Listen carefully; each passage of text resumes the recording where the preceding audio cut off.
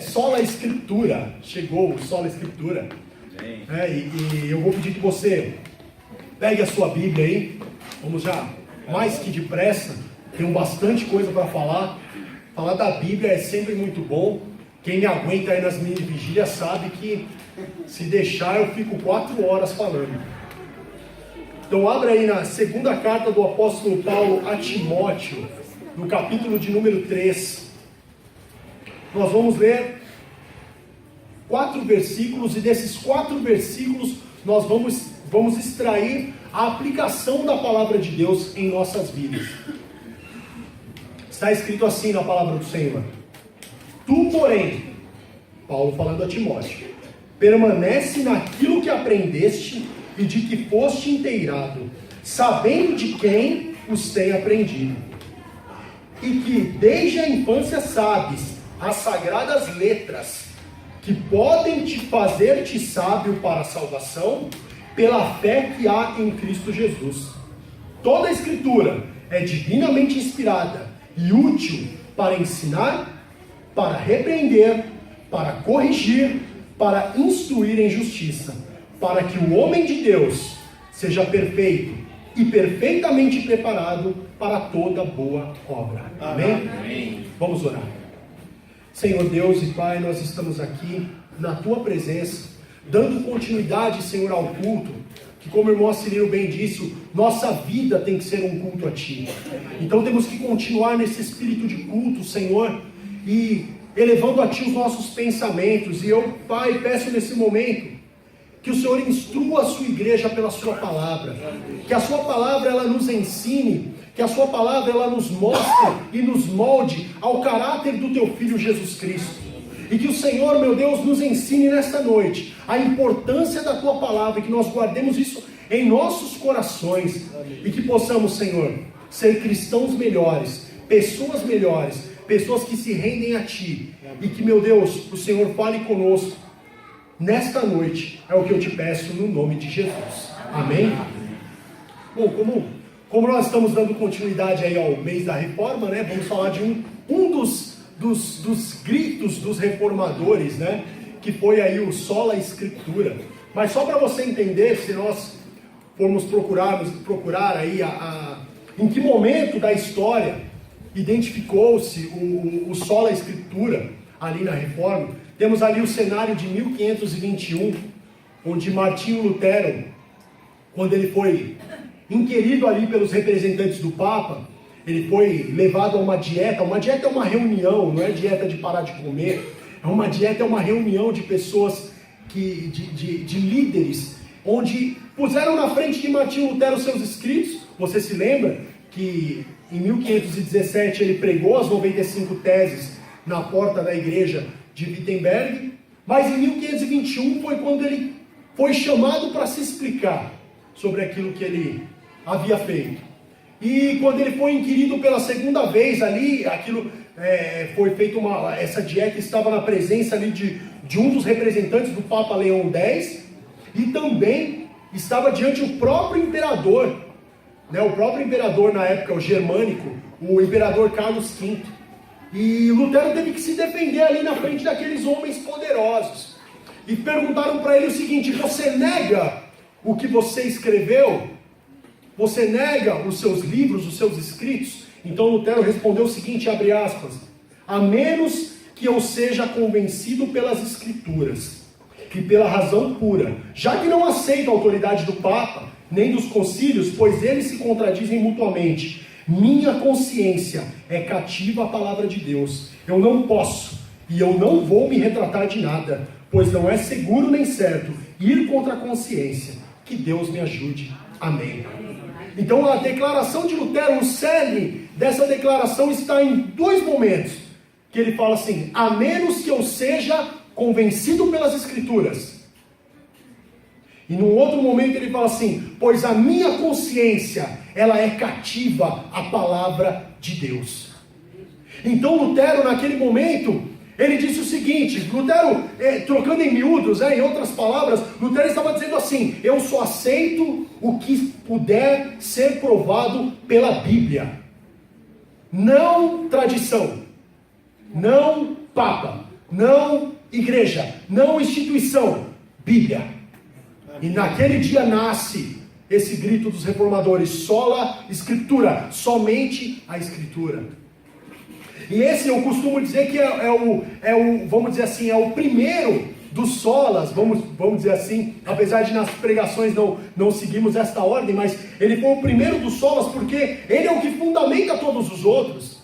Porque Martinho Lutero, quando ele declarou isso, diante do representante do Papa, e diante do próprio imperador, que quem veio aqui no dia que nós falamos sobre a Catarina Vambora, você sabe o que o imperador fez depois, né? Ele lançou um edito e disse assim, ó, se alguém quiser matar o Lutero aí, fica à vontade, não será condenado. Então Lutero, ele se colocou em perigo ali, mas por quê? Porque a minha mente, a minha consciência está cativa, está presa à palavra de Deus, eu não posso ir contra a palavra de Deus, ainda que isso custe a minha vida. Então Lutero, ele declarou que só aceitaria o que pudesse ser provado pelas Escrituras, ou seja, só a Escritura. E a partir daí, aceitando somente a Escritura, ele deduziu que a salvação é somente pela graça, sola gratia.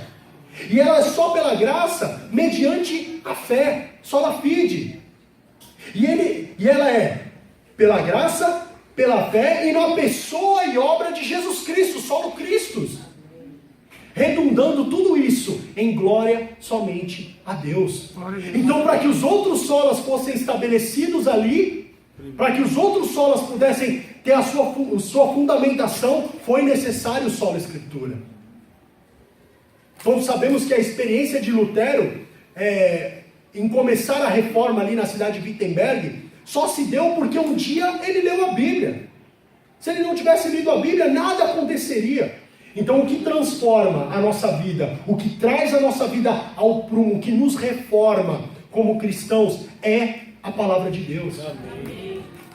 Então daí a importância do sola Escritura, daí a importância de não tradição. Eu não tenho problema nenhum com tradição, viu gente? Desde que ela possa ser provada pela Bíblia. Um exemplo de tradição que nós temos é a Santa Ceia.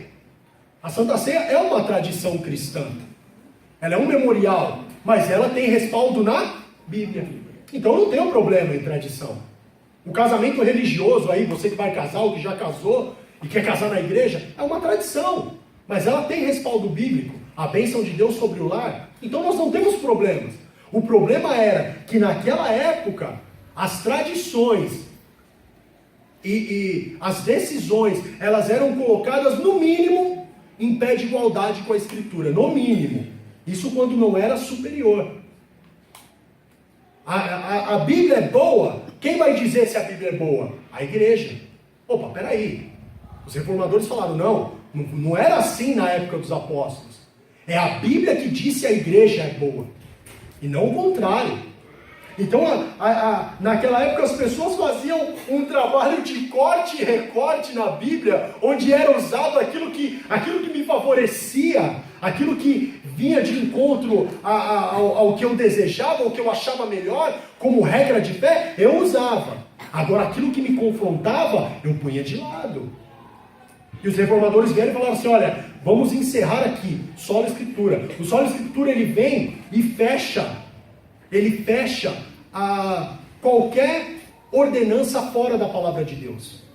O sola Escritura, ele serviu para isso. Cada sola teve a sua função. Mas o sola Escritura foi para dizer, olha, tudo que nós cremos, toda a revelação divina e tudo que Deus quis falar ao seu povo está na Bíblia. Tudo que Deus quis revelar sobre salvação da humanidade, salvação das pessoas, sobre a minha conduta como crente, a minha vida como crente, não está na tradição, não está nas bulas, não está nos concílios, está na Escritura, em nenhum lugar mais, em nenhum outro lugar. Amém. Então você não precisa se preocupar em procurar algo fora da palavra de Deus. Porque a Bíblia tem respostas, é isso que nós pregamos. Nós pregamos que a Bíblia tem respostas. Não é isso que nós pregamos aqui? Que a Bíblia responde os nossos anseios, os anseios da nossa vida. Então eu não tenho motivo de procurar fora daqui. Eu não tenho. E sobre o que é essa revelação? A Escritura. Ela é o quê? Ela é a revelação de como Deus se manifestou a pessoas e criou um plano de redenção para as pessoas. Isso é a Bíblia. A Bíblia ela não é um livro um livro de ciência, ou de matemática, ou de qualquer outro conhecimento. A Bíblia é verdadeira em tudo que ela ensina. Mas o ensino dela não é um ensino que, vamos dizer assim, que respeita o método científico. É fácil deduzir isso. É só você ler o livro de Gênesis. Quando você lê o livro de Gênesis, você vê que Gênesis, ele tem lá 39 capítulos, é isso? Se eu não me engano, não. 50 capítulos, é isso? 39 é só a parte que fala da redenção de uma única família.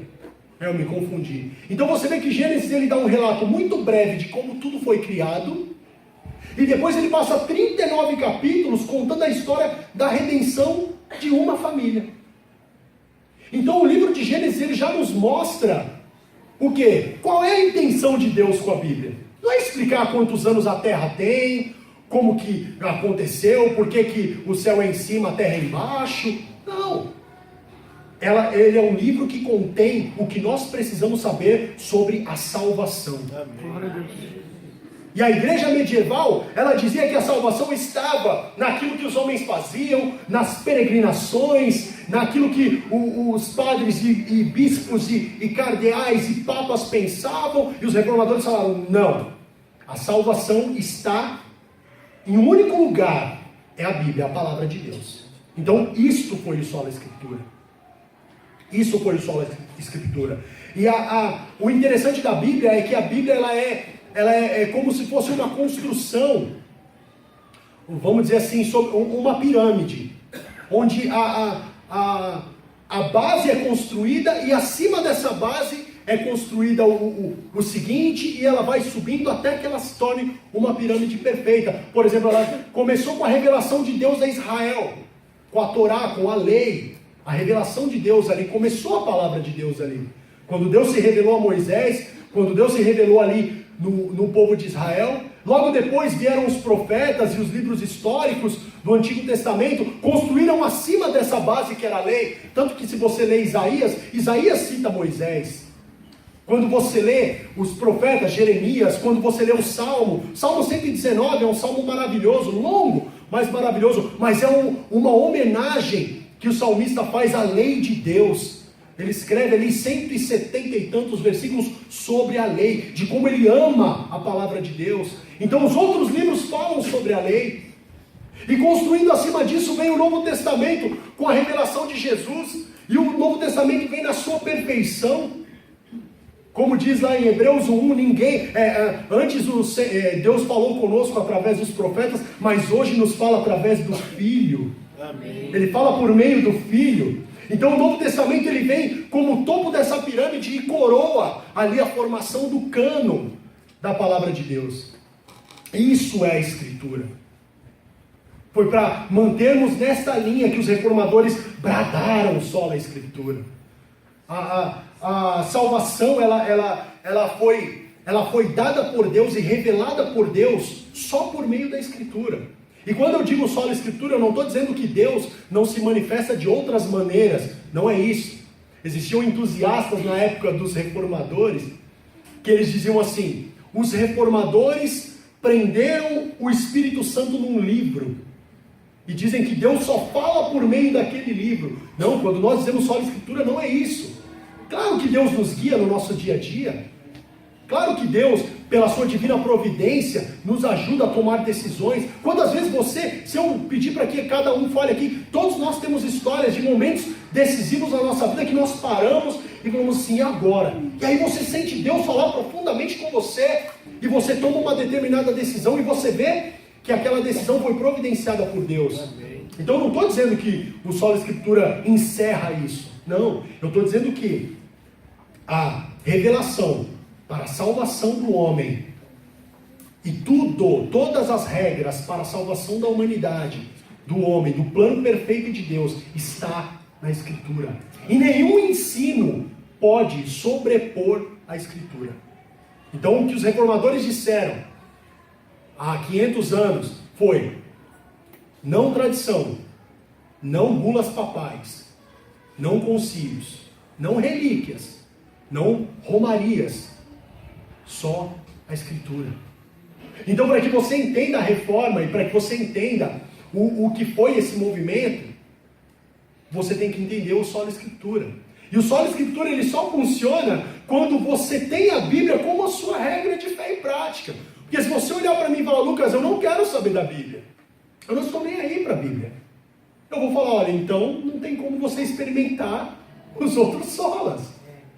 Não tem como. Agora, se você está aqui, e se você está ouvindo essa palavra, e você trouxer esse livro para você, e meditar, e pedir que Deus abra o seu entendimento, para que você o entenda, e que você entenda o plano de salvação, o mover de Deus sobre a vida do homem, aí você vai experimentar todos os benefícios desse livro. Fora isso, você não vai. Então essa foi a necessidade do solo escritura.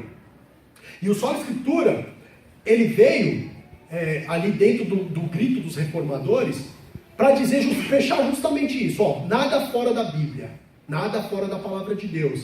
Só que isso foi algo que aconteceu, aconteceram algumas coisas depois, um tempo depois da reforma, que foi o quê? Justamente a volta a preceitos diferentes do que a Bíblia dizia.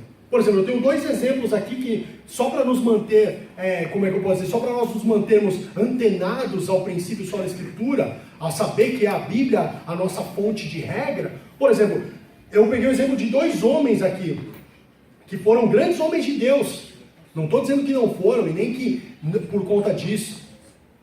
Um deles foi John Stott. John Stott, uma certa feita, foi um homem que abençoou demais a igreja com seus escritos.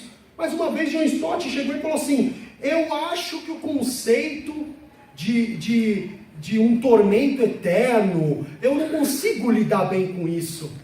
Sabe, de que as pessoas vão para o inferno e padecer eternamente lá. E ele falou de uma coisa chamada aniquilacionismo.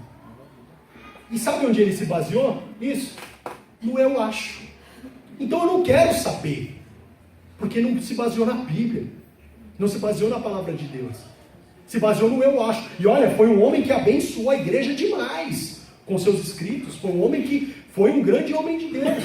Mas quando ele chegou e falou assim, eu acho, ele foi tão nocivo quanto o Papa. Por quê? Porque não tinha mais o solo escritura, tinha o eu acho. E o eu acho é perigosíssimo.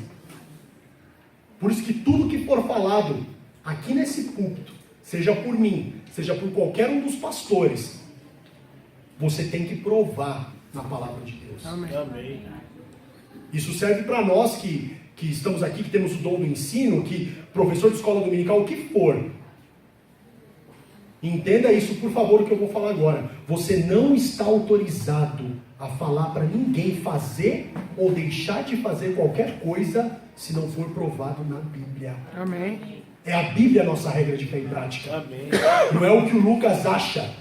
Porque senão eu vou fazer igual o John Stott. E vou falar, olha, eu não lido bem com essa ideia. Então, essa ideia não é legal. Ela me deixa chateado.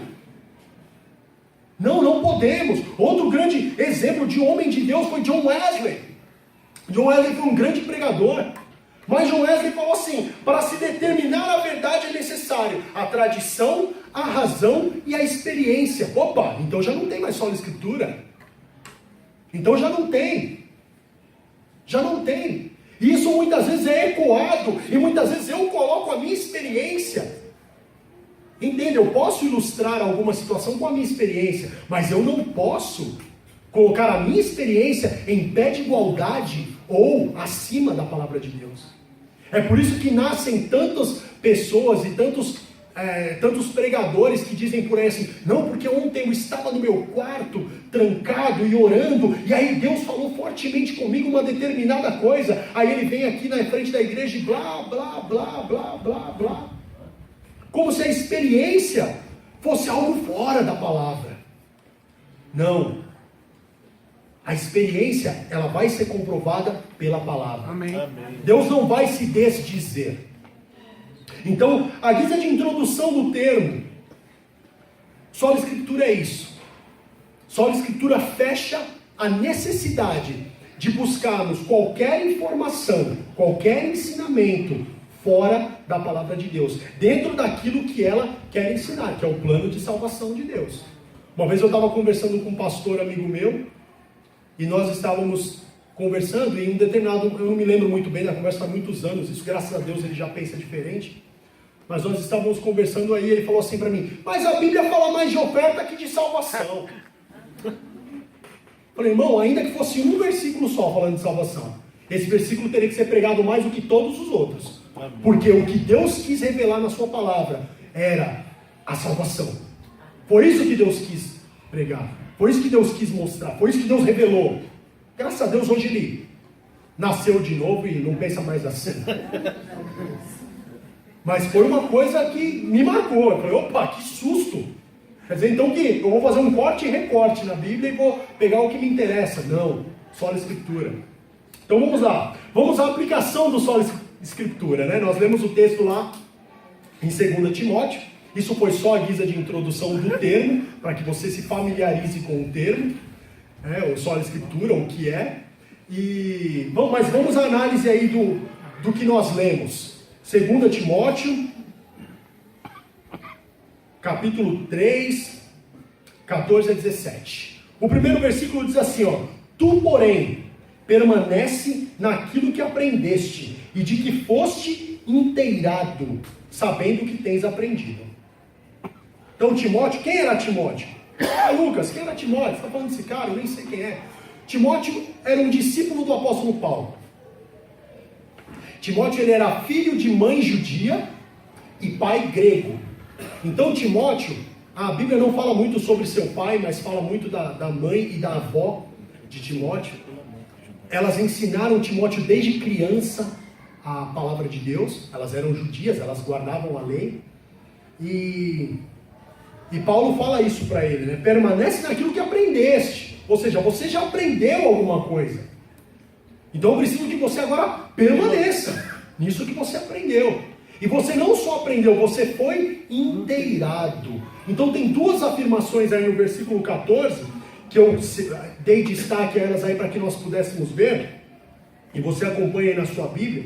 Você vê que o verbo que é usado ali, aprendeste, é um verbo na voz ativa. É como se Timóteo tivesse buscado esse conhecimento. Como eu, quando quis fazer faculdade lá, eu fui lá, me inscrevi, fiz o vestibular e comecei a estudar. Eu fui atrás. Timóteo foi atrás desse conhecimento.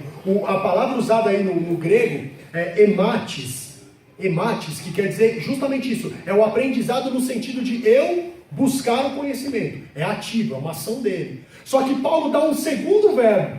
Você não só aprendeu, como você foi inteirado. Ora, foi inteirado, o verbo está na voz passiva. Não foi mais ele que se inteirou, mas foi inteirado. Ele buscou o conhecimento e esse conhecimento foi inteirado ao seu coração. E o verbo aqui é epistotes, eu acho que é assim a pronúncia, que no original, no grego, significa ser persuadido. Ou seja, o que aconteceu com Timóteo, eu poderia encerrar agora a pregação. Só sobre isso que aconteceu com Timóteo. Por quê? Porque Timóteo, ele buscou o conhecimento da palavra, mas Timóteo, ele de uma maneira a qual ele não tinha controle, vamos dizer assim, ele foi levado a crer naquilo que ele começou a estudar. Então, uma das coisas que nós podemos observar, né, quando nós estudamos a palavra de Deus e quando temos ela como regra de fé e prática, é o quê? Quando eu leio a Bíblia, eu posso buscar esse conhecimento, mas se o Espírito Santo não trouxer esse conhecimento ao meu coração e não me revelar aquilo que Ele quer falar comigo em Sua palavra, eu não vou aprender. Eu posso até decorar, eu posso até saber de cor, eu posso até saber, mas se o Espírito Santo não me trouxer a luz daquilo que eu estou lendo, eu não vou conseguir. E o Evangelho é assim. A palavra de Deus é assim. Ah, mas eu leio e eu entendo. Você entende porque está traduzido em português. Mas o entendimento da verdade é só o Espírito Santo que dá. Amém. É só o Espírito Santo que dá. O pastor Isaac faz a parte dele, de ensinar aqui. O irmão Joel, no encontro doutrinário, faz a parte dele. Os nossos pastores na escola bíblica fazem a parte deles, que é expor a palavra. Nossos professores da escola dominical expõem a palavra, mas esse entendimento que Paulo fala aqui para Timóteo, você foi inteirado disso. Esse conhecimento veio a você e ele entrou no teu coração não porque você buscou, mas porque algo aconteceu com você que te levou a conhecer. Eu poderia encerrar aqui e dizer, olha gente, é isso só na Escritura. Amém. É isso. Quando você tem o Espírito Santo revelando ao teu coração aquilo que é a verdade bíblica para você, acabou, você entendeu a Bíblia. Passar bem. Eu poderia encerrar aqui. Tamanha é a consciência que Paulo passa para Timóteo. Isso, o verbo na voz passiva é o quê? É uma sua, por exemplo, vou dar um exemplo de verbo que você não consegue conjugar na primeira pessoa do indicativo. Não, coisa de professor de português, hein? Quando você come, você fala, eu como. Agora, quando você nasce, você fala, eu nasço? Eu nasço não existe. Eu sou nascido. Por quê? Eu não nasci pela minha vontade. Não fui eu que fui lá e nasci. Eu nasci pela vontade da minha mãe e do meu pai. Então eu sou nascido. E o inteirar é isso. É como se essa palavra tivesse nascido em Timóteo. E o nascimento não é por vontade de quem nasce, mas é por vontade de quem gera. Amém. Você que é mãe aqui, um dia você teve o seu filho gerado em você, mas não nascido. Você teve o seu filho gerado, e um dia ele nasceu. Por vontade dele? Não. Por vontade sua, do seu marido. Então foi como se essa palavra, o entendimento dessa palavra, nascesse no coração de Timóteo. Você foi inteirado, foi algo passivo, algo que não foi ele que fez, mas foi o Espírito que o concedeu que fizesse. Isso é só na Escritura. Glória a Deus. Isso é só na Escritura. E Paulo continua suas orientações ali para Timóteo. Aí nós vamos para o versículo 15, que aí Paulo começa a dar nome ao que é a Escritura. Na aplicação ali que ele dá para Timóteo, ele fala assim, ó, as sagradas letras que podem fazer-te sábio para a salvação. Opa! Então ele fala assim, ó, permanece naquilo que você aprendeu. Por quê? Porque elas são as sagradas letras que podem te tornar sábio para a salvação. Vamos lá. Sagradas letras é literalmente, a tradução do grego é sagradas letras mesmo. Eu nem coloquei porque eu falei, é isso que Paulo falou, foi isso que ele falou. E ele está falando sobre o quê? Sobre a instrumentabilidade da palavra de Deus. Ela veio por papel, por pena, por tinta. Os apóstolos não fizeram sucessores. Essa história de que o Papa é o sucessor do apóstolo Pedro é mentira. Eles não fizeram sucessores, por quê? Eles deixaram carta escrita. Essa foi a instrumentalidade da palavra de Deus. Ela é carta, ela é escrita. Foi isso que Deus quis deixar para nós. Foi isso que Deus quis deixar. Deus não deixou um homem, ou uma instituição, ou alguém, e falou, ó, esse cara é o guardião da minha vontade. Não, ele deixou escrito. Tá aqui, tá escrito, a minha vontade está aqui. E aí uma questão, né, interessante, que no final do século XIX, começou um pessoal aí, chamado de liberalismo teológico, que começaram a querer fazer um trabalho ali de corte e recorte na Bíblia. Olha, não, nós temos que separar a palavra de Jesus da palavra de Paulo. Temos que separar o que é palavra de Deus do que é mito. E eles começaram a falar o quê? Falaram assim, não, vamos ficar com os valores. Por exemplo, ame o seu próximo. Isso é palavra de Deus. Glória a Deus, aleluia. Jonas ficou 3 dias no ventre do peixe. Não, isso é mito. Isso é mentira. Isso não aconteceu. Jesus ressuscitou Lázaro depois de 3 dias morto. Não, mentira. Isso aí não aconteceu não. Balela. Mas se o teu inimigo tiver fome, dá-lhe de comer. Isso é palavra de Deus. Não. Essa ideia dos liberais teológicos, isso é definição de pessoa crente, viu? Parece que é ímpio, mas não é não. Eram teólogos. Apesar que eles eram meio descrentes mesmo. Mas a ideia deles era essa, de recortar. E eu já falei aqui uma vez, até uma vez que eu estava aqui na frente fazendo parte, eu me lembro se eu estava pregando, eu falei assim, eu acredito tanto na Bíblia, que se a Bíblia falasse que Jonas que engoliu a baleia, eu acreditava também. Ah, não importa. A Bíblia que falou, para mim, ela é regra de fé e prática. Amém. Eu acredito. Então esses homens, eles começaram a querer fazer isso, a separação. Olha, isso que é confortável para mim, é palavra de Deus. Agora, aquilo que não é, não, isso aí dá pra gente, pula, vamos pro próximo. E isso é muito perigoso. Mais pra frente nós vamos ver isso com mais detalhe, mas isso é muito perigoso. Porque nós passamos a ter textos da Bíblia mais normativos que outro. Isso é perigoso, porque às vezes o que é mais normativo para mim pode não ser para você. E aí nós vamos entrar numa discussão teológica sem fim. Isso é muito perigoso. E aí nós vamos entrar numa outra situação que mais para frente nós vamos falar, que é o ensino geral da Escritura. O ensino geral, ele respalda o ensino particular. Nunca o ensino particular ele vai contradizer o ensino geral da palavra de Deus. Mas nós chegamos lá. Aí depois, nós falamos sobre as Sagradas Letras, né?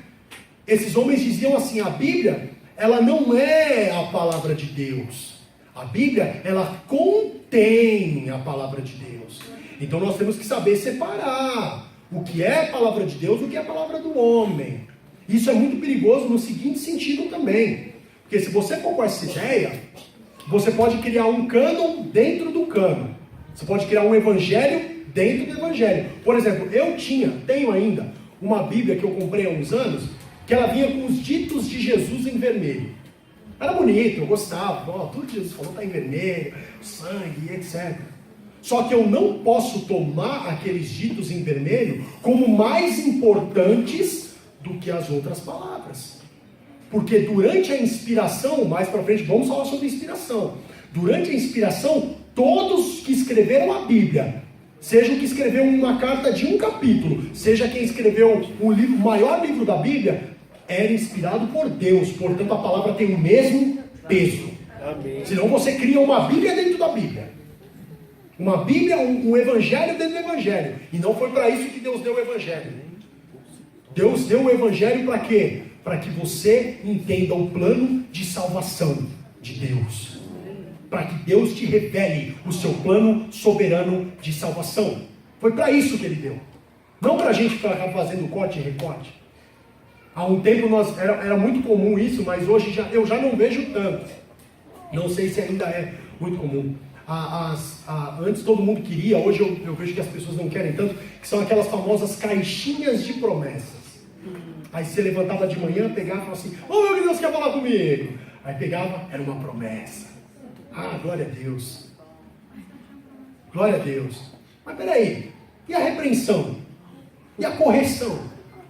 Só a promessa? Então você não está no sonho todo. Acho que eu vou combinar com o pastor aí, falar assim, pastor, vamos fazer uma caixinha das repreensões. Será que vende? A caixinha das repreensões. A gente faz com o símbolo da igreja, bonitinho. E aí você leva para sua casa. E todo dia de manhã você pega uma repreensão ali. Será que vai vender? Acho que vai ter que ter um trabalho muito forçado de marketing aí, viu? Quem é bom de marketing aí vai ter que trabalhar bastante. Porque eu acho que não vai vender, eu acho que não cola. Por quê? Porque as pessoas não querem repreensão. As pessoas não querem correção. Elas querem promessas. Elas querem bênçãos. E isso é muito perigoso. Isso é muito sério. Então nós temos que entender o quê? A Bíblia, ela é a palavra de Deus. Até aquele versículo que eu não gosto. E não pense que não existe não. Tem versículo que desce seco. Tem versículo que é difícil para mim. Tem versículo que é difícil. Mas é palavra de Deus. E como o salmista diz, eu amo a tua lei, nela eu medito. Então eu tenho que amar esse versículo que eu não gosto também. Porque é palavra de Deus. É escrita, inspirada. Não adianta. Senão eu vou fazer o trabalho de pegar minha tesourinha lá e... Opa, esse aqui eu posso jogar fora.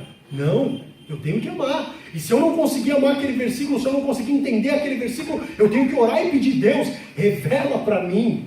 Mostra para mim, revela não no sentido de trazer algo novo, mas de me trazer à luz esse versículo para que eu entenda. Coloque ele num contexto. Veja o que o ensino geral da Bíblia diz sobre ele e aplique a tua vida.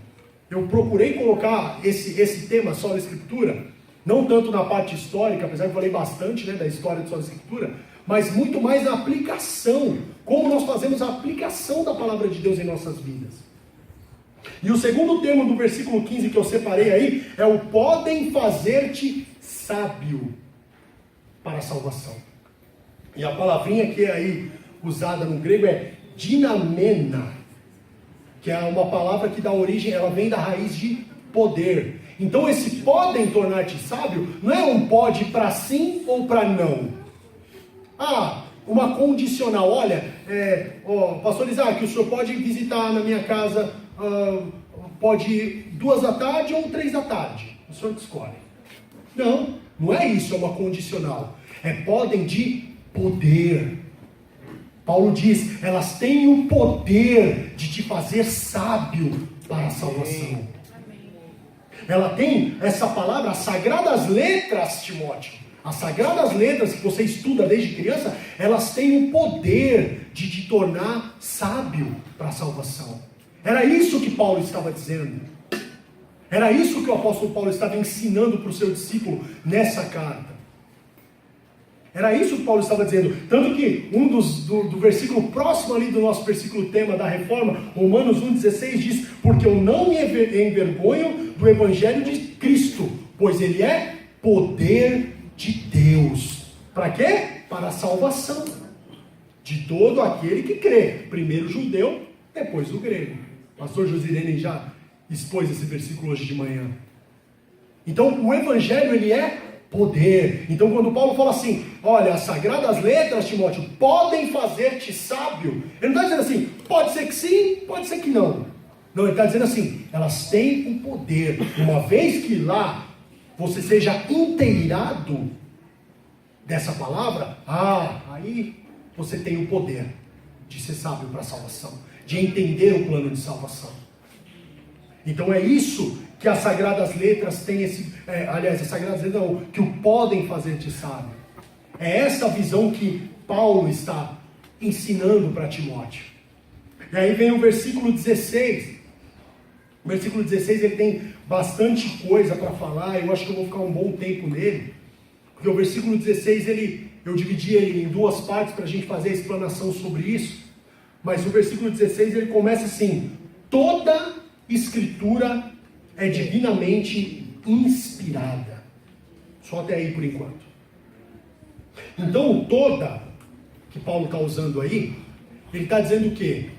Que a palavra de Deus por completo, lembra da pirâmide?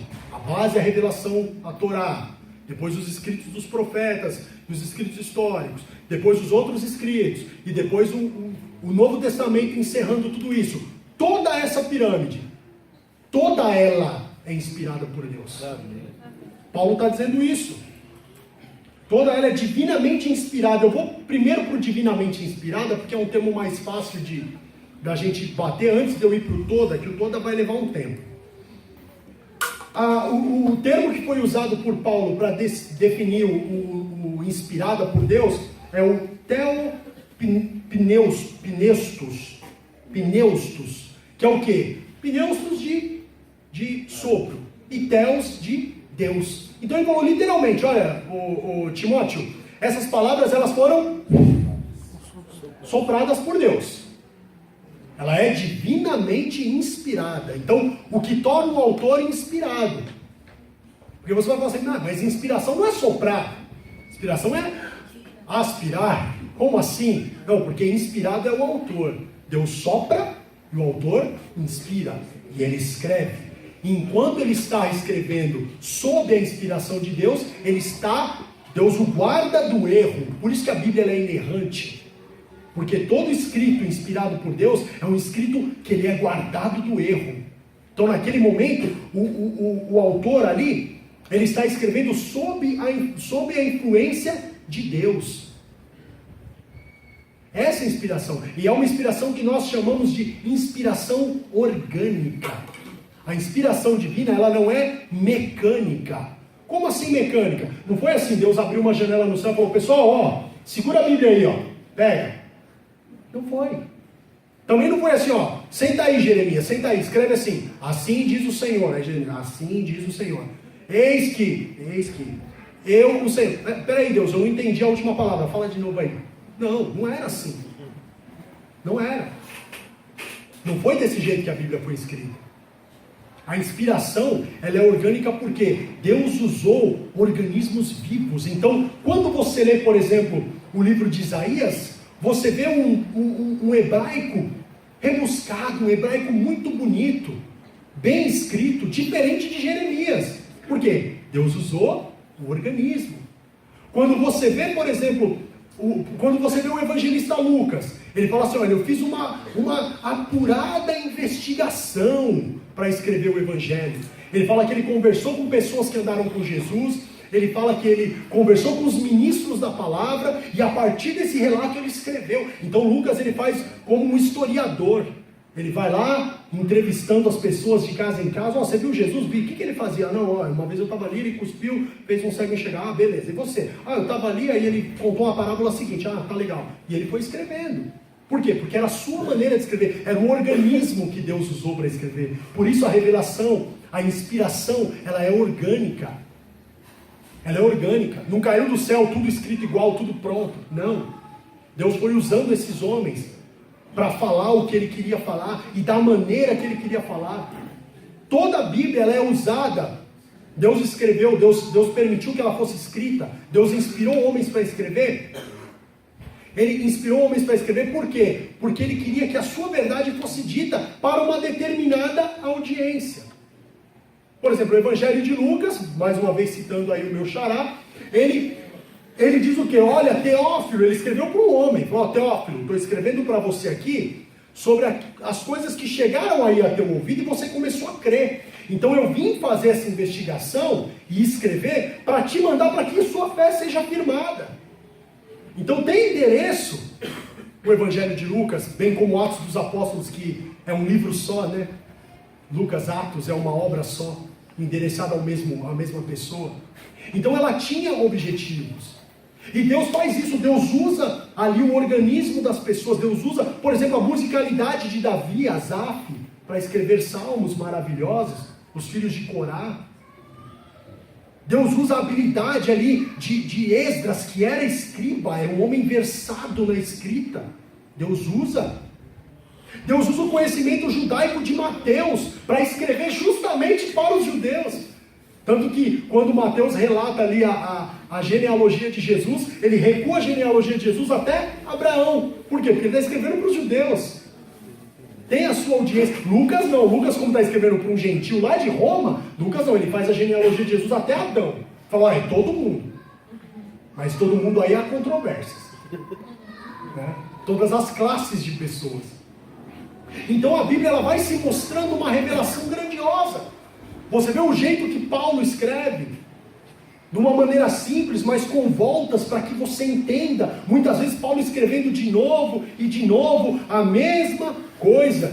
Tem um versículo que ele até escreve isso. Fala, eu não me canso de repetir as mesmas coisas, para que vocês aprendam. Ele começa a escrever. Tem a carta aos Hebreus, é uma carta impressionante. A carta aos Hebreus, ela tem, por exemplo, tem termos usados em Hebreus que ele usa uma vez e não usa mais. A carta inteira. Então o vocabulário do rapaz era grande, ou da moça, né? Tem aquela teoria lá, né? De que foi uma moça que escreveu, né? Aquela história de que Hebreus foi escrito por uma mulher. Por quê? Eu vou contar aqui, mas eu vou perder a minha audiência feminina. Porque Hebreus é a maior carta do Novo Testamento. Aí no final escreve assim, eis que vos escrevi em poucas linhas. Então vai lá, foi uma mulher. Mas se foi uma mulher, ela tinha um grego melhor do que qualquer outro autor do Novo Testamento. Era o grego, o melhor grego era o dela. Então isso é a inspiração divina, é usar, Deus pega o organismo e trabalha em cima daquilo que aquele organismo oferece a Deus naquele momento de inspiração. Essa é a inspiração orgânica. Mas aí Paulo fala, ela é divinamente inspirada, mas o quê? Mas toda a Escritura. Então esse é um cuidado, volto a falar aqui para nós que ensinamos em escola dominical, que pregamos, que fazemos qualquer atividade ligada ao ensino da igreja. Não podemos nos furtar de falar sobre toda a Escritura. Em Atos capítulo 20, versículo 26 e 27, Paulo ele faz uma viagem até Mileto. E em Mileto ele chama os irmãos de Éfeso para ter com ele. E ali é um capítulo bem triste do livro de Atos, porque não diz porque morre alguém, mas é porque Paulo se despedindo daqueles irmãos e falando assim: olha, eu não vou ver mais vocês. Eu estou indo embora, minha carreira já está no final e provavelmente a gente não vai se encontrar mais, a não ser na glória. Mas Paulo, nesses dois versículos 26 e 27, ele diz o seguinte, ele diz assim: portanto, no dia de hoje, eu vos protesto de que estou limpo do sangue de vocês todos. Por quê? Versículo 27, porque eu nunca deixei de vos anunciar todo o conselho de Deus. Todo o conselho de Deus. A mesma coisa que ele escreve para Timóteo, toda a Escritura. Então nós que ensinamos, não podemos nos furtar a falar sobre toda a Escritura. E sempre que nós falarmos sobre toda a Escritura, nós colocarmos ali sempre à luz do ensino geral do que a Bíblia diz. Existem vários pontos de desencontro entre as pessoas que leem a Bíblia, porque uns acreditam de uma forma, outros de outra. Então até um termo que é muito usado, partindo até daquele princípio da igreja reformada sempre se reformando. Foi um momento em que o solo escritura ele perdeu um pouco da sua suficiência. Por quê? Porque o solo escritura ele dizia assim: olha, está na Escritura, é válido. Só que eu falava assim, ó, eu peguei esse versículo aqui e é Escritura, então nós temos que seguir isso. Mas eu usava num contexto diferente do que era o contexto que realmente cabia aquele versículo. Mas eu falava, mas só na Escritura. Então foi necessário um novo slogan, vamos dizer assim, que foi o toda Escritura. Não somente ela, mas toda ela. Por exemplo, quando nós lemos lá João 3,16, vou dar um exemplo só. Porque Deus amou o mundo de tal maneira que deu o seu Filho unigênito, para que todo aquele que nele crê não pereça, mas tenha vida eterna. Lembra quando eu falei, Lucas recua a genealogia até Adão, porque é para todos, mas há controvérsias nesse todo. Aí você lê, Jesus, isso é palavra de Jesus, se fosse na minha Bíblia lá ia estar em vermelhinho. Palavra de Jesus falando sobre salvação. E aí você vai para a carta aos Efésios, Paulo falando assim: como também nos elegeu nele antes da fundação do mundo, para que fôssemos santos e irrepreensíveis diante dele em amor, e nos predestinou para filhos de adoção por Jesus Cristo para si mesmo, segundo o beneplácito da sua vontade. Opa! Achei uma contradição na Bíblia. Um está falando que é para todo mundo, e Paulo está falando assim: não, mas Deus elegeu pessoas. Como que eu vou resolver isso? O solo escritura deu no que deu, cada um pegou um versículo e saiu defendendo a sua tese. Então eu vou para onde? Eu vou para o ensino geral, eu vou para o toda a Escritura. E aí eu vou e pego o ensino geral. Qual é o ensino geral que a Bíblia diz? E aí o ensino geral, sem querer polemizar ou dizer qualquer coisa, mas eu separei alguns versículos para que nós entendamos um pouco do sentido geral que a Bíblia dá sobre esse assunto. As Escrituras, elas dão um testemunho de uma escolha feita por Deus na eternidade e de uma chamada realizada na história. Por exemplo, Paulo diz aos Tessalonicenses 2, 13 e 14, Deus vos escolheu desde o princípio para a salvação. E também ele diz, também vos chamou mediante o nosso Evangelho para alcançardes a glória do nosso Senhor Jesus Cristo. E do mesmo modo, Paulo escreve em Romanos, porquanto aos que de antemão conheceu, também predestinou. E os que predestinou, a esse também chamou. Então, olha o que o ensino geral da Bíblia diz. Opa, Deus tem pessoas ali que Ele escolhe. Continuando, e aos Efésios ele diz, nos escolheu antes da fundação do mundo, e em amor nos predestinou para Ele. E ele completa dizendo no versículo 9 e 13, ainda de Efésios 1, depois que ouvistes a palavra da verdade, o evangelho da vossa salvação, tendo nele crido, foste selado com o Espírito Santo. Ou seja, há um processo para a salvação. Eu acho que fui eu, mas não fui eu. Foi Deus que me escolheu. Lembra que eu falei? Quando lê a Bíblia, Timóteo lê, e ele é inteirado das coisas. Isso é a escolha de Deus. O reconhecimento de Cristo como meu Salvador nada mais é que a evidência da escolha que Deus já de antemão, como a irmã Karine disse aqui no louvor, Deus nos amou primeiro. Glória a Deus. Esse é o ensino geral da Escritura. Nós o amamos em resposta ao seu amor. E não porque eu sou bom, legal, bacana, bonito, estou de suspensório e amo a Deus. Não. Não. Ele me amou primeiro. O reconhecimento da eleição se dá pelo atendimento convicto à chamada do Evangelho. Está escrito assim na palavra, que Deus nos salvou e nos chamou com santa vocação. E fez conforme a sua própria determinação. A minha determinação? Não a dele. Dele. E a graça que nos foi dada em Cristo Jesus antes dos tempos eternos. 2 Timóteo 1,9. Então, a Bíblia, ela é repleta de ensinos. Sobre tudo. Como eu falei, a Bíblia tem respostas. Sempre você vai encontrar respostas para suas dúvidas. Continuando. Por crer os que alcançaram a salvação, são antes os que foram eleitos e destinados para a vida eterna. O apóstolo Paulo também diz em Timóteo, tudo suporto por causa dos eleitos. Por que eu não paro de pregar? Porque ainda tem eleito para receber Jesus. Glória a Deus. Então eu continuo pregando para que a palavra chegue a essas pessoas e que elas manifestem essa eleição de Deus através da sua conversão. É assim o ensino da palavra. E aí ele continua dizendo, para que também eles obtenham a salvação que está em Cristo Jesus com eterna glória.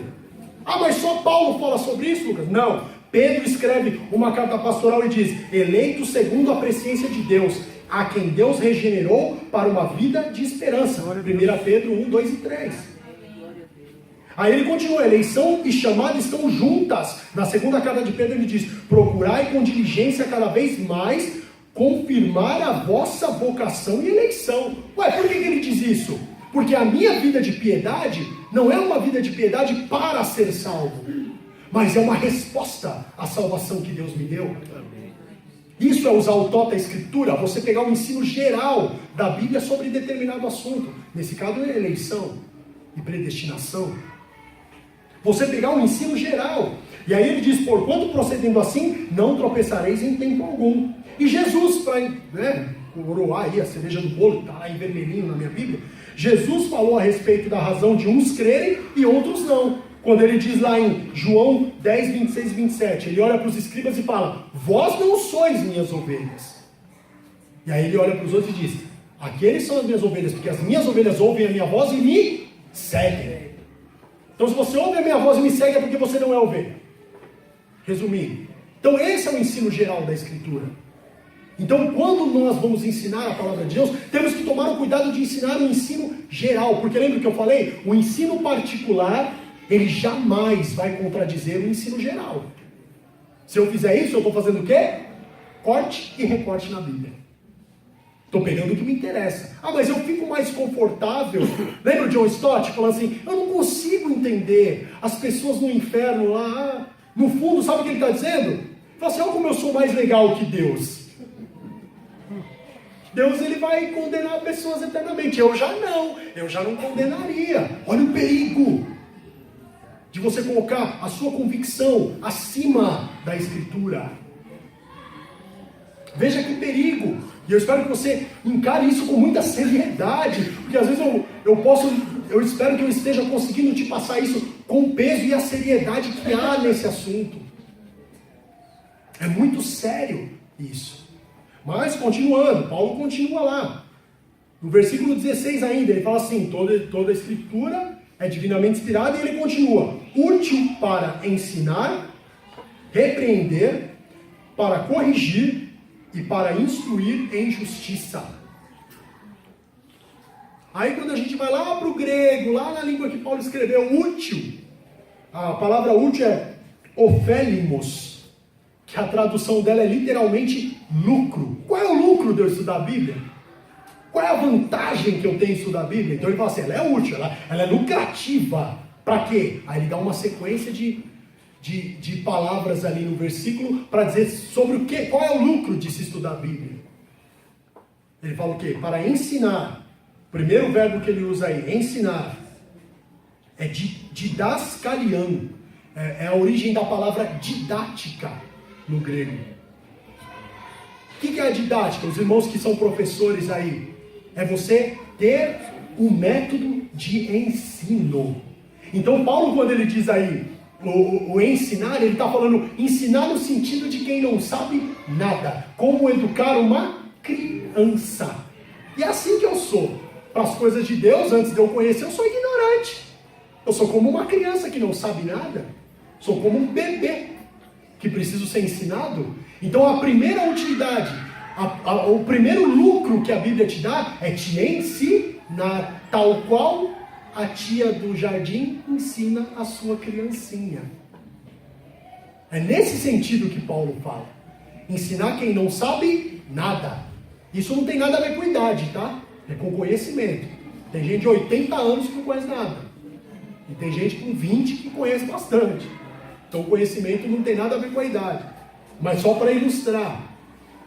É um ensino didático, ensino de criança, tal qual a mãe ensina o seu filho em casa, tal qual a professora no jardim de infância ensina a criancinha. É isso que a Bíblia faz comigo. Ela me trata como uma criança que não sabe nada. E ela começa a me ensinar. Então essa é o primeiro lucro de se ter a Bíblia como um todo. É a primeira vantagem de se ter a Bíblia como um todo. De ter o sola escritura e o tota escritura sobre as nossas vidas. E depois ele vai lá para o próximo item, ele fala assim, ensinar, depois ele vai para repreender. É o elegmon do grego. Vou ficar versado no grego com esse mês da reforma. No grego e no alemão. Olha, eu tive que ler um monte de coisa em alemão, agora um monte de coisa em grego. E a repreensão, o que é a repreensão? Isso é importante saber essa diferença que Paulo faz entre repreensão e correção. Repreensão é você evidenciar o erro. É como a palavra aqui, o elegmon, ela está no sentido de provar, como se você fosse um auditor de uma empresa, vamos dizer assim. Você fosse um auditor fiscal, o que você faz quando você chega na empresa? Você fala assim, me dá toda a contabilidade da empresa aqui, porque eu vou procurar erros. Esse é o meu trabalho, procurar erros. Então, um dos trabalhos, uma das utilidades da Bíblia, um dos lucros, isso é positivo. Paulo fala que é lucro, é positivo, é expor as minhas falhas. É me repreender. Falar, Lucas, você está andando por um caminho que não é o caminho que Deus quer para você. E olha, tem caminho, hein? Oh, cada vez que eu abro essa escritura, ela me mostra o quão inútil e pequeno eu sou. Toda vez que eu abro a escritura, eu vejo lá, repreensão. Por isso que a caixinha das repreensões eu acho que não ia dar certo, pastor. Eu vejo lá uma repreensão, algo Deus me moldando, me cortando, me mostrando e falando assim, isso está errado. Mas a repreensão, ela enfatiza o aspecto negativo. Ela expõe o pecado. Ou seja, se eu for um adúltero e eu ler a Bíblia, eu vou falar, opa, adultério é pecado, eu preciso parar de adulterar. Senão eu não vou estar vivendo uma vida conforme o sola escritura. Mas Paulo fala que ela é para repreender e para corrigir. E é um verbo que vem em seguida. Corrigir é o epanortosim, que quer dizer o quê? Restaurar ao estado correto. É reformar. É o que os reformadores fizeram. Vamos reformar, estabelecer de novo a forma. Então a mesma palavra que me repreende, que expõe o meu erro e fala, Lucas, olha, você precisa mudar, é a mesma palavra que me dá a direção correta. Porque não adianta eu olhar para você e falar assim, olha, não vá para a direita é um péssimo caminho, virar as costas e ir embora. Eu só te repreendi. Falei, esse caminho é errado, toma vergonha na sua cara. Eu te repreendi. O que eu tenho que fazer? Eu tenho que dizer, esse caminho está errado, então vá para esse outro lado. Eu tenho que te dar a correção. E é isso que a Bíblia faz. É isso que o sola escritura faz com a igreja. E ele vem e vai continuar fazendo isso até a volta de Cristo. Amém. Não tem para onde correr. Não tem para onde correr. Então ela repreende, ou seja, ela expõe onde eu estou errado, e ela me corrige, ela me dá a diretriz correta. Ela fala, Lucas, o caminho não é esse. Dá aquele tapa na cabeça assim, fala, vai para lá. Ela faz isso. A Bíblia faz isso, ela serve para isso. Ela serve para me expor, para me mostrar o caminho correto. Mas Paulo continua. Depois ele fala o quê? Instruir. Ela é útil para ensinar, repreender, corrigir e instruir. Instruir é o último dos verbos usados aí. Lembra que é o útil, né? Lembra o útil? O lucro, o bom, o positivo. Ela é positiva para isso. E o que é instruir? É um treinamento para uma vida santa e reta. Uma vez que eu sou corrigido, ela me mantém treinado. Um jogador de futebol lá, pega lá o Adriano. Quantos gols ele não fez pela seleção? Mas quando ele parou de treinar, começou a ter uma vida largada, o que aconteceu com ele? Engordou, que ficou maior que eu. Tá louco. Ele falou assim, tô no peso de um jogador de futebol, que vergonha. Por quê? Porque parou de treinar. Então Paulo fala assim, não é só ensinar, o que mais? Corrigir depois. Repreender, corrigir, mas treinar. Para quê? Para que eu me mantenha. Para que eu me mantenha dentro do trilho da palavra de Deus. Para que eu me mantenha com uma performance alta. Para que o jogador tenha uma boa performance jogando. Ele tem que treinar todo dia. Falam lá, o Rogério Ceni foi o maior batedor de falta lá do futegoleiro que batia falta lá. Por quê? Quando você viu o treino lá, o cara chegava mais cedo que todo mundo, ficava treinando. Chute. Terminava o treino, todo mundo embora, ele ia lá, chute. Então quando chegava no campo, era fácil. Tinha chutado tantas vezes. Não é? Então é isso que a palavra faz. Ela nos treina para a vida correta para com Deus. Ela nos treina. Esse é o quarto ponto ali daqueles versículos que nós colocamos, para nós entendermos a aplicação prática do Sola Escritura. Ela nos treina. Mas para que tudo isso? Para que? Quinto e último ponto. Para que tudo isso? Para que ela é útil? Para que ela ensina? Para que ela repreende? Para que ela corrige? Para que ela treina? Opa, tá ali, ó. Para que o homem de Deus seja perfeito e perfeitamente preparado para toda boa obra. Dois termos aí nesse versículo, versículo 17. O homem de Deus. Quem é o homem de Deus? O homem de Deus é o pastor. Não tenho nada com isso. Não tenho nada com isso. Ali era uma carta de Paulo para um presbítero. Eles que se entendam lá. Eu não sou. Eu venho aqui, assisto o culto, sento, levanto, vou embora e já era. Não. Primeiro é o ministro. Você tem razão. Mas isso, ela é por extensão. O homem de Deus, ele serve para todo cristão. Então existe uma conduta que a Bíblia diz que você tem que andar para ser reconhecido como homem de Deus. Paulo deu a receita. E isso não é só para Timóteo, ou para o pastor Isaac, ou para o pastor Claudir, para o pastor Josirene. Não, é com eles, comigo não. Não, isso é para todo cristão. Isso é extensível. Até porque se não for para todo cristão, não faz nem sentido ser para o pastor. Porque se não for para ele nos ensinar a ser assim, para que ele tem? Né? Para que eu venho na igreja? Se não é para aprender da palavra de Deus.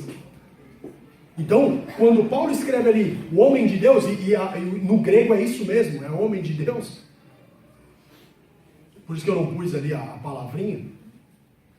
Ele está dizendo o quê? Todo cristão, todos que um dia tiveram um encontro com a verdade, que aprenderam, que foram inteirados da verdade, ou você que está ouvindo pela primeira vez sobre a palavra de Deus, e ela já está sendo inteirada no seu coração, enquanto você me ouve, porque a ação é de Deus.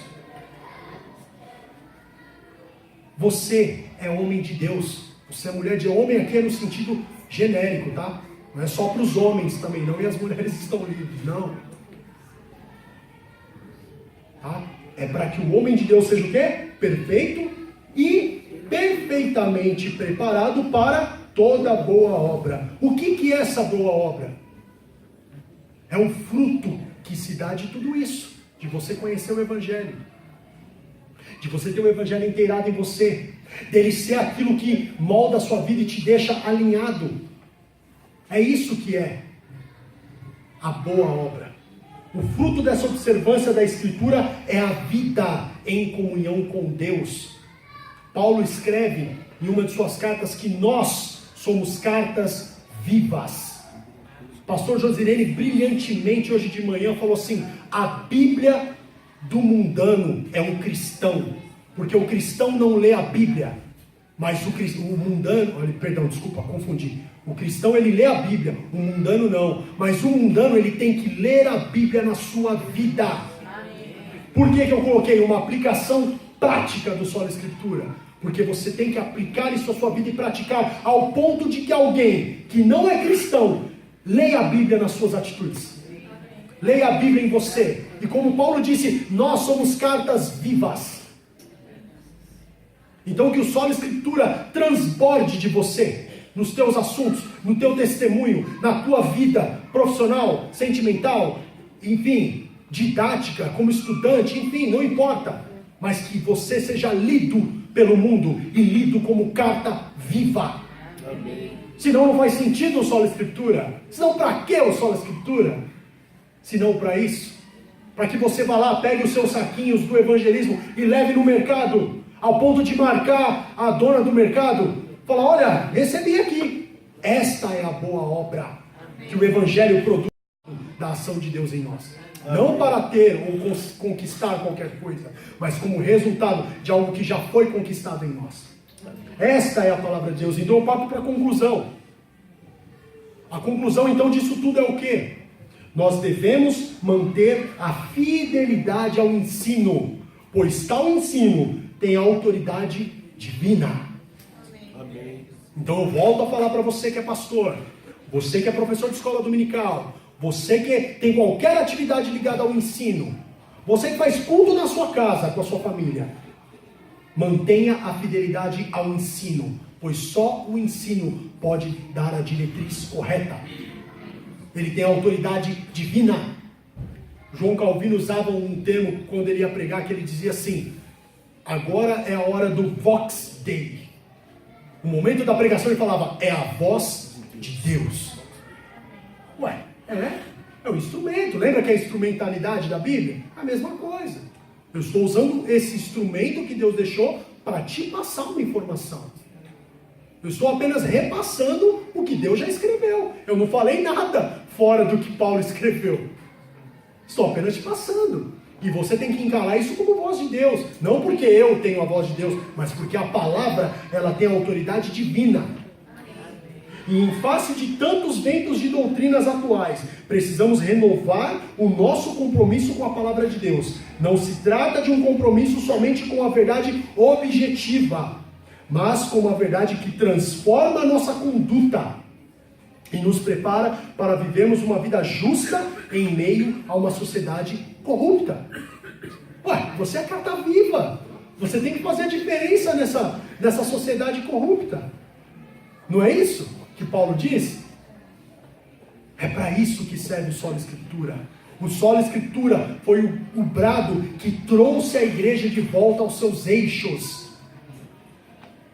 Foi o brado que trouxe, que fundamentou os outros brados, que são tão importantes quanto.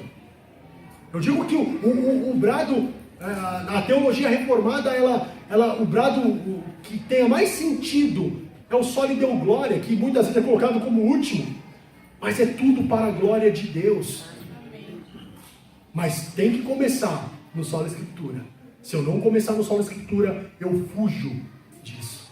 E para fechar, eu quero encerrar com uma frase de um reformador, a qual nós já falamos outro dia, Ulrico Zwingli, reformador da cidade de Zurique. Um dia eu vou falar a frase do reformador de Tarantim também. Mas hoje eu vou encerrar com essa. Ele diz assim: a Santa Igreja Cristã, cujo único cabeça é Cristo, ela nasce da palavra de Deus e permanece nela, e não ouve a voz de mais ninguém. Glória a Deus. Que Deus abençoe a sua vida. Vamos nos colocar de pé. Amém. Vamos orar ao Senhor. Tem que ter isso aqui. Cristo é a cabeça. Senhor Deus, muito obrigado pela tua palavra. Muito obrigado, Senhor, porque ela nos expõe, ela nos mostra, ela determina o que nós precisamos melhorar e mudar em nosso viver para sermos mais agradáveis a Ti. Amém. Senhor, que essas verdades possam entrar no coração dos nossos irmãos, assim como entrou no meu também, Senhor. Enquanto eu falava, e pelo poder da Sua palavra, ela foi também me cortando e me moldando e me expondo e me corrigindo. E que o Senhor, meu Deus, possa fazer com que isso seja uma verdade em nossas vidas. Que nós possamos realmente nos entregar à Tua palavra e confiar nela e descansar nos méritos de Cristo, sabendo que o Evangelho nada mais é do que a notícia de alguém fez algo no meu lugar. E que essa notícia nos conforte, nos console, e que a Tua palavra, Senhor, ela nos molde a imagem e semelhança do Teu Filho. Amém. É no nome dele que nós oramos, o nome dele, sem o qual não seríamos capazes de nada, e confiando na Tua resposta e desde já agradecendo. Amém, Senhor. Amém. Graças a Deus. Amém. Pode se sentar.